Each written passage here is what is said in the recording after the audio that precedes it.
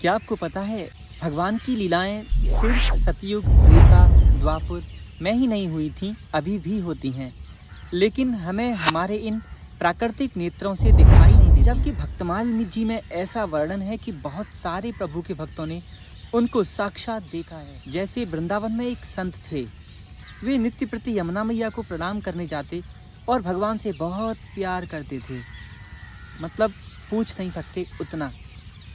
तो जब भी भगवान जी की कथा सुन रहे थे तो वहाँ एक प्रसंग आया कि धेनुकासुर ने बलराम जी को छाती में बहुत तेज लात मारी, और जैसे ही बलराम जी की छाती में लात लगी, ये बात सुन के ही उन संत जी के प्राण निकल गए, बेहोश हो गए वो।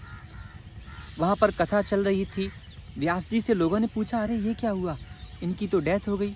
काफ़ी लोगों ने चेक किया, मतलब प्राण चले गए।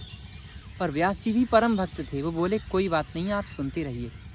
और जब वो कथा पूरी हो गई तो फिर से वे संत जी जीवित हो गए।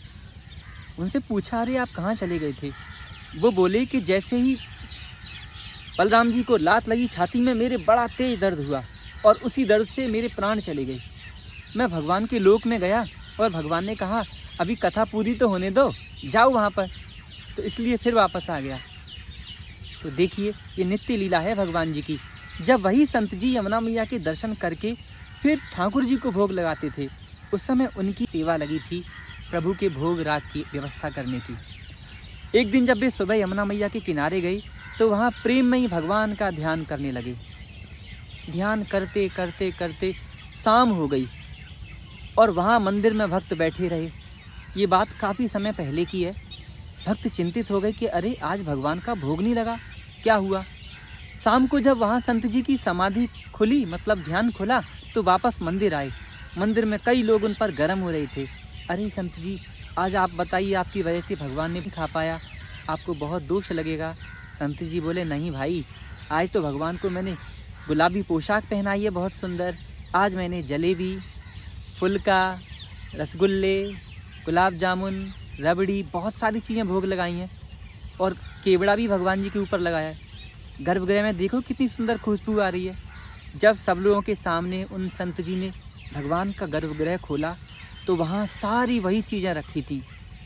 लोग बोले कि अरे आप तो यहाँ आए नहीं, ये भोग कैसे लग गया? तब संत जी ने बताया, भगवान को भोग तो मैंने यमुना जी के किनारे ही लगा दिया था, ये वही भोग है। इससे ये प्रमाणित होता है कि भगवान की जो नित्य लीला है वो परम सत्य है। इसीलिए जब जो ओल्ड एजेड भक्त हैं, जिनके शरीर में कष्ट होता है, वो सेवा नहीं कर पाते, तो वो मन ही मन भगवान की सेवा कर लिया करें। भगवान को मन ही मन अच्छी अच्छी मिठाइयाँ खिला दिया करें। मन ही मन भगवान को वो सुविधा दे दिया करें जो वो शरीर से नहीं कर सकते, असमर्थ हैं करने में। जो बच्चे पढ़ाई करते हैं, अगर उनके पास समय नहीं है तो वो मन ही मन भगवान जी का स्मरण कर दिया करें, मन ही मन भोग लगा दिया करें, मन ही मन भगवान के साथ खेल लिया करें। अगर ऐसी सेवा करेंगे तो ऑटोमेटिक आप भी डिवाइन हो जाएंगे। भगवान श्री कृष्ण जी ने गीता जी के 10वें अध्याय में ये बात अर्जुन को, अर्जुन जो अनन्य प्रेमी भक्तजन नित्य निरंतर मेरा ही स्मरण करते हैं, मुझ में ही लीन रहते हैं और मेरी चर्चा करते हुए एक दूसरे को सुनते और सुनाते हैं, ऐसे भक्तों को मैं बुद्धि योग देता हूँ, तदामि बुद्धि योगम, जिससे वे मुझको ही प्राप्त होते हैं। तो आप भी ऐसी सेवा भक्ति करेंगे तो आप भी भगवान की उस नित्य लीला में प्रवेश कर पाएंगे जो सतयुग, त्रेता और द्वापर में भी होती थी। ऐसी बहुत सारी कथाएं हैं, उनकी सीरीज़ में लाता रहूँगा आपके सामने, आप देखते रहिए। राधे राधे।